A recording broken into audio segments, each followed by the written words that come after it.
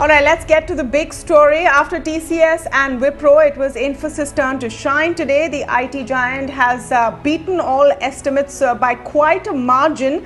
Infosys reported a net profit of 4,845 crores in the second quarter. And most importantly, the software giant upgraded its revenue growth guidance and margin guidance. Listen in to CEO Salil Parekh speaking earlier today. We've had an exceptional quarter in the second quarter across multiple dimensions: client impact, digital scaling, growth, and operating margins. I'm grateful to our clients for their continued trust in us, and I'm proud of our team for their incredible commitment to our clients. Let me share with you the highlights for Q2.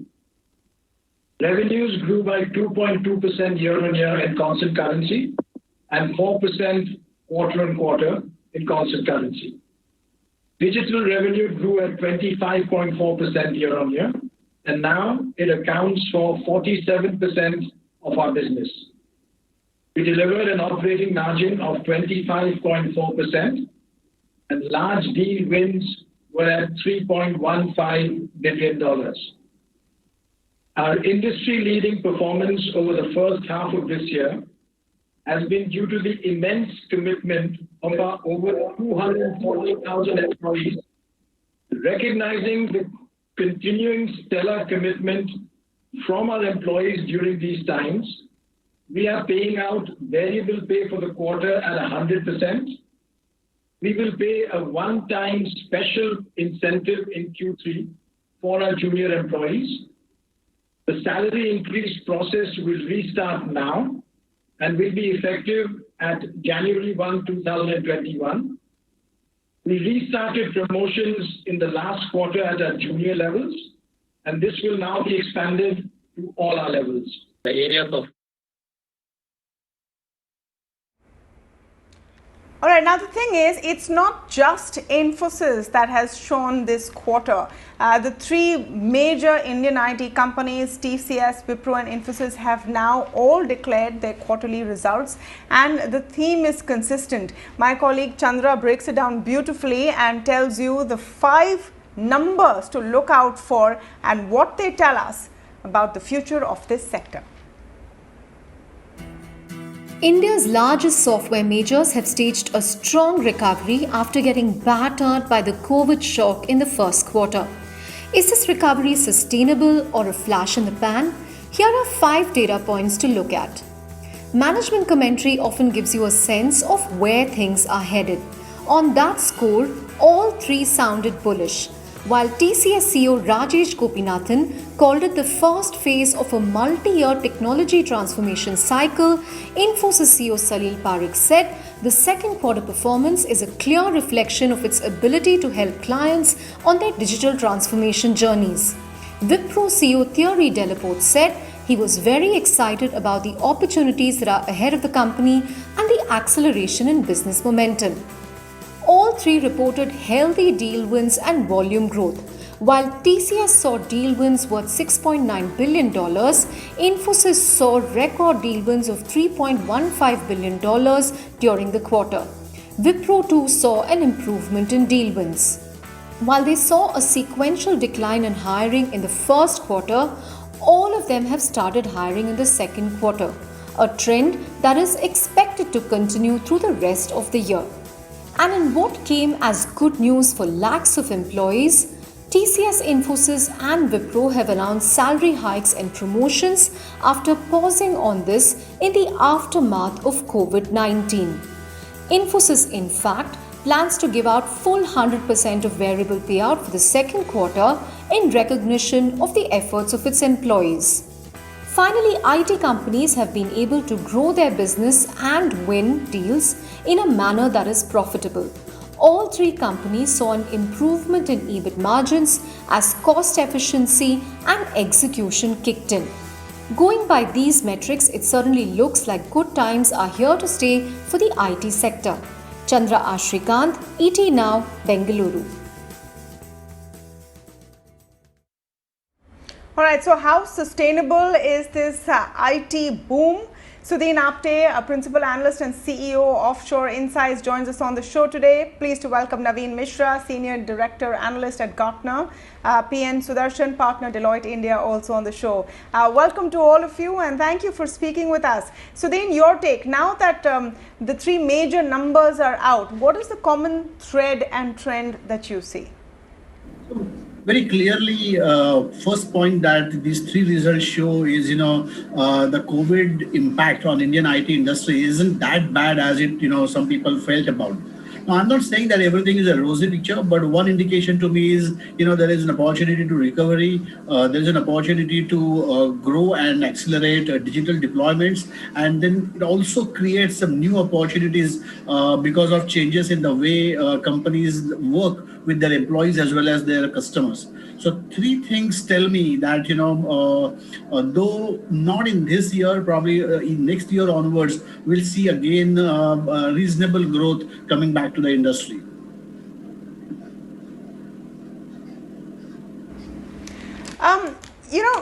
Reasonable growth coming back to the industry is fine, but Naveen Mishra, I want to get your sense whether this is a pent-up demand. We've seen this over the second quarter in a lot of sectors where pent-up demand sort of came up. Of course, it's a different ball game for Indian IT. Do you see this as a big push that has come in through in this quarter, and can it sustain?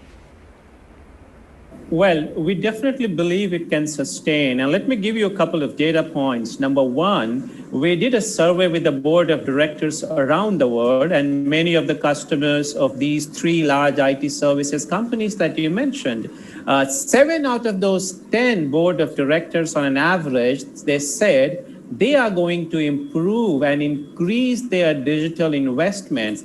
And that is actually going to drive the IT investments for the next 3 to 5 years. For 2020, while our IT projections shows a dip in the range of 6 to 10%, however, if we look at the next 5 years, we are talking about a robust 6 to 7% of CAGR for IT spending worldwide. So net-net, with these two data points, I believe this is a sustainable growth which a lot of IT services companies from India can leverage, provided they make certain changes as a part of the digital transformation for their customers.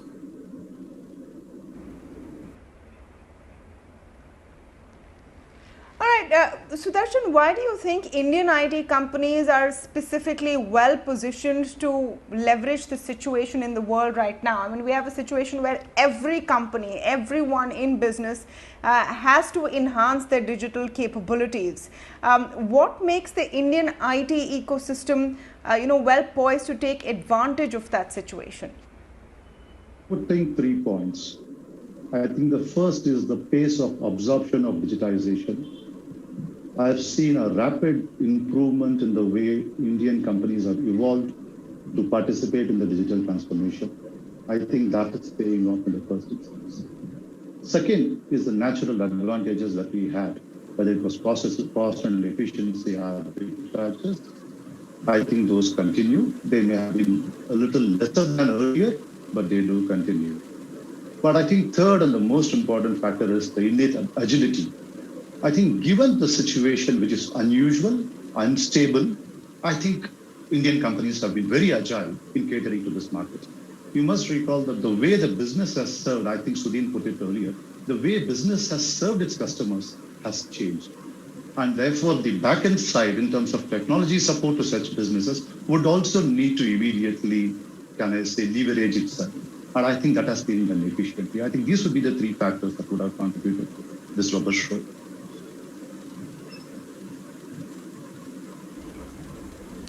One common thread, of course, is the very bullish sort of commentary that came in, not just on forward earnings, but also on salaries, hirings, increments, and bonuses. Naveen Mishra, how do you look at this? What does it mean for, the overall sort of job market, employment sentiment, and where do you think this is coming from?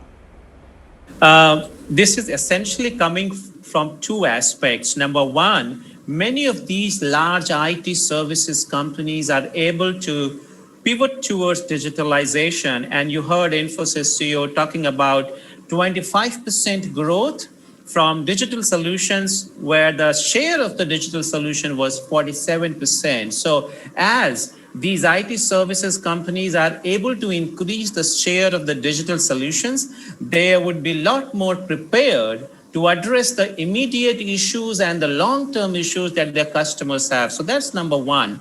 Number two, many of these customers today are working aggressively on leveraging IT to reduce the cost as well. And these two factors are actually helping even these IT services companies to reduce their own cost, invest into automation, plus actually increase the share of digitization. So these three factors are essentially going to drive the job market as well. This will also set the pace for the kind of jobs that we would be looking at, for example, around cloud solutions, around artificial intelligence, around things such as edge-based computing. So there will be job creation, plus there will be new kind of jobs and roles that will come for the next 3 to 5 years within India and actually around the world.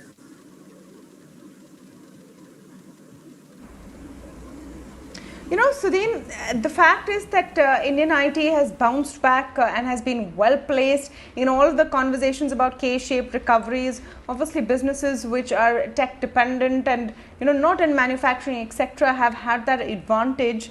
But another big factor to look for, a headwind possibly, is the US elections and all the rhetoric around H-1B visas, etc. How do you think that is going to pan out for Indian IT? This will be my fourth presidential election, which I would be tracking as an industry analyst. And every time when there is a presidential election, this topic about backlash comes in. Now, if you really see in last two elections, the backlash hasn't been that high for multiple reasons. It has got well embedded in the system. Now there is not much of a pushback. The unemployment ratio in the United States aren't that bad like 8 years or 10 years ago. So there are many reasons why, firstly, I don't believe that anti-offshoring rhetoric will grow. Now, if you see, even from the time when, 3 elections back, there were a lot of conversations about backlash on offshoring. The work never got impacted. There is a big difference between backlash and offshoring going off the radar. What I have seen is offshoring goes off the radar. You don't see large announcements, you don't see much talked about, but you really don't see people taking thousands of jobs in-house. So, and this particular election, I actually not seeing even that much of a discussion point around offshoring or anti-offshoring sentiment. So from presidential election perspective, anti-offshoring pitch won't be there. Protectionism conversations will come up. But we all have seen in the last 2 to 3 years that not everything restriction imposed on H-1B visa gets into actually action. And now, given that this has been discussed for the last 4 or 5 years, I do believe that local recruitment of most Indian IT industry has substantially increased. And the type of the jobs now are on site compared to 15 years ago are actually more of domain consultants, more of a pre-sales consulting, more of senior level enterprise architect. So really, local recruitment would be relatively easier compared to 10 years back. So I'm not seeing presidential election as a big issue in terms of actual revenue impact. No, but Sudin, I completely agree with you. This comes up every presidential election. You've seen this for 16 years now, but the world has never dealt with Trump. And what a Trump election, possible re-election looks like. We already know that visa costs have gone up. It has become tougher. Do you see zero impact of all of that? There will be a blip. There will be sort of a blip in the journey. But please understand that it's not only about what Indian IT industry is thinking about. It's also about large US corporations who are heavily dependent on Indian resources, be onshore, be offshore, or coming via even Accenture and IBM. Outside United States, for both these companies, the biggest base is really India. So offshoring today is not only about Indian IT industry. It's a global phenomena. So, you don't see really a big backlash happening. Politically speaking, for Trump, China is a far more punching bag than India. I would see politically a lot more discussions on manufacturing related jobs than on IT job. It also suits traditional Trump territory of Midwest and Central America.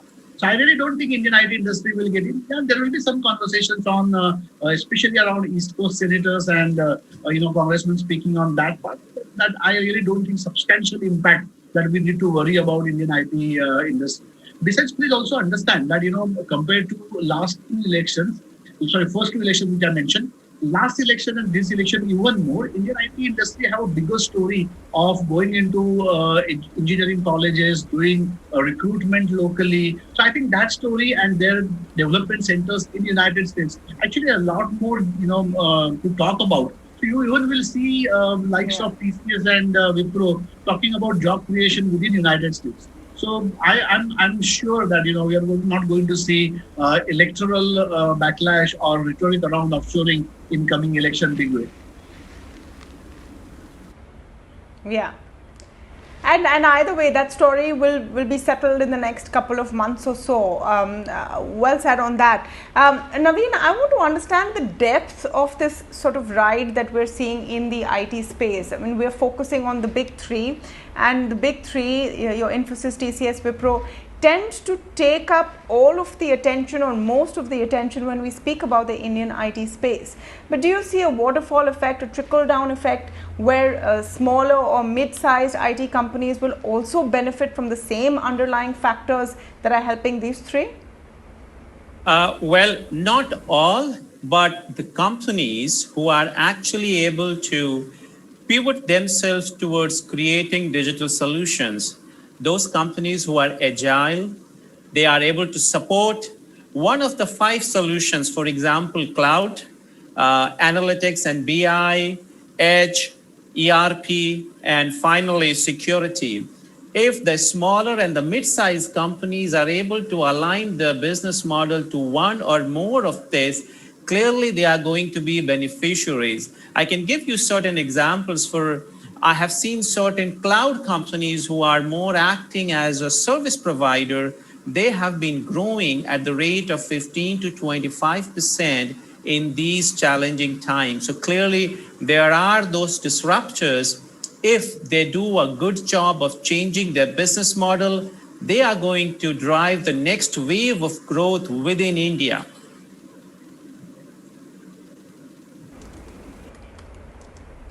Okay, Sudarshan, what's your take on the overall impact that this kind of a resurgence will have? Everyone seems to agree that this is here to stay. You're seeing a 3 to 5 year cycle of boom. Remember, this is also a very important sector from the point of hiring and creating high value quality jobs. Do you see that scope only expanding?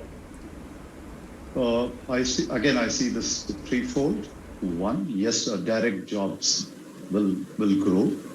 More importantly, the ancillaries that go around, the ecosystem that goes around supporting the IT companies, right? That will grow dramatically, and that will probably rev up the economy, which is much needed now.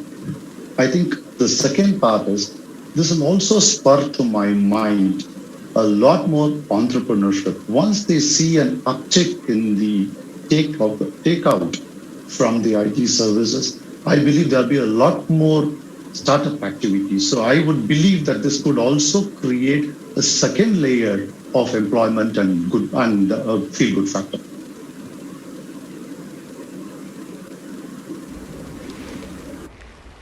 Absolutely. That's great news coming in for the Indian IT sector, and let's hope it really sustains. The Indian IT sector has always been one representing aspirations of a growing economy, and one space where we've really beaten the rest of the world by far. So more wind beneath those wings. Thank you so much to all of you for joining us on the discussion this evening.